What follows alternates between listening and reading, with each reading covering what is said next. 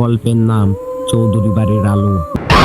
নিমাইপুর গ্রামের শেষ প্রান্তে ছিল এক পুরনো চৌধুরী বাড়ি। বিশাল দোতলা কাঠের বাড়িটা বছরের পর বছর ফাঁকা পড়েছিল। লোকেরা বলতো বাড়িটাই নাকি আত্মার বাস। একবার শহর থেকে রাহুল নামে এক তরুণ নিমাইপুরে ঘুরতে আসে। লোক কথা শুনে সে ওই বাড়িটাই রাত কাটানোর চিন্তা করে। সবার মানা করা সত্ত্বেও এক রাতের জন্য সে বাড়িটাই উঠে পড়ে রাহুল। রাত 12টা বাজতেই শুরু হয় অদ্ভুত শব্দ, কাঠের মেঝেতে হেঁটে বেড়ানোর আওয়াজ, জানালায় টোকা আর মাঝে মাঝে একটা মেয়ের কান্নার শব্দ।